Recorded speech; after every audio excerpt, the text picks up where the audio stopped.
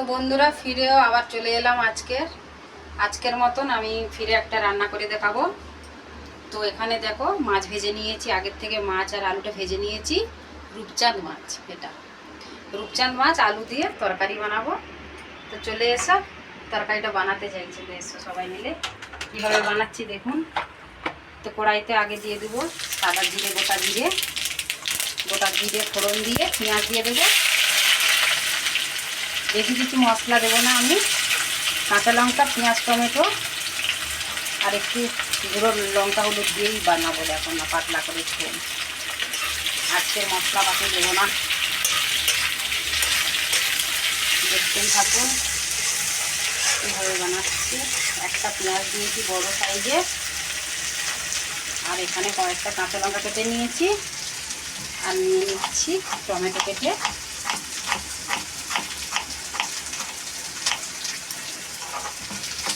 মাছের ঝোল তো একটু টমেটো একটু ভালো করে দিলে টেস্টি লাগবে, এর জন্য দুটো টমেটো নিয়েছি বড় বড়, মাছের তরকারি বানাবো।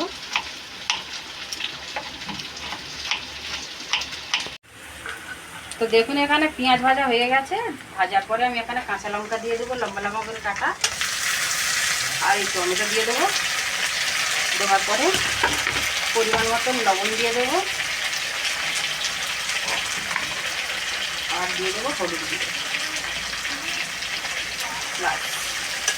এটা যখন ভেজে টমেটোটাকে নরম হবে আলু দেবো।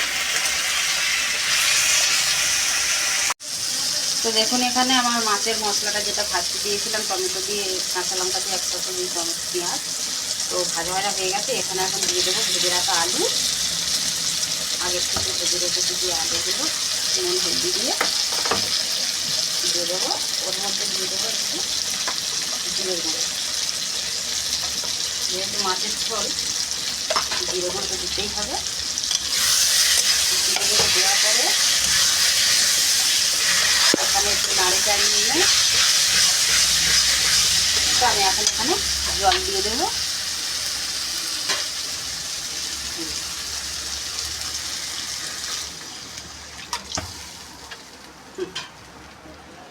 জল দিয়ে এখন ফুটলে মাছ দিয়ে।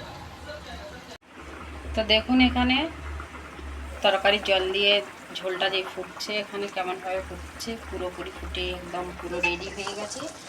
চলো ভাজা মাছগুলো আমি এখন দিয়ে দিই এখানে।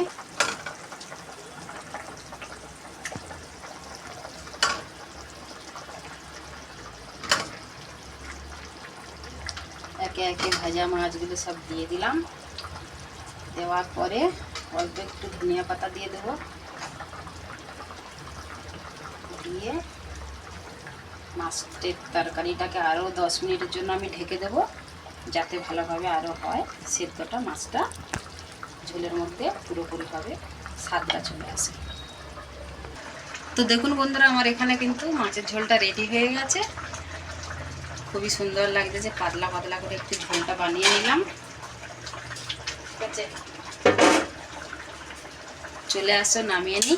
বন্ধ করে দিলাম গ্যাস বন্ধ করে নামিয়ে নিচ্ছি এখানে।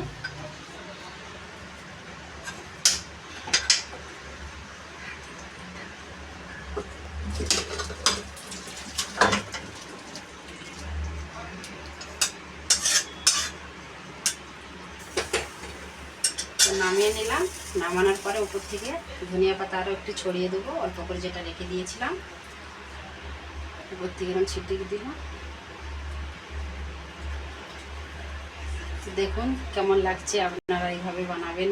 আপনারা তো সবাই বানান, তাও আমি আমার মতন বানালাম, বললাম আপনাদের ভালো লাগলে ফলো করবেন। সুস্থ থাকবেন, সাবধানে থাকবেন সবাই।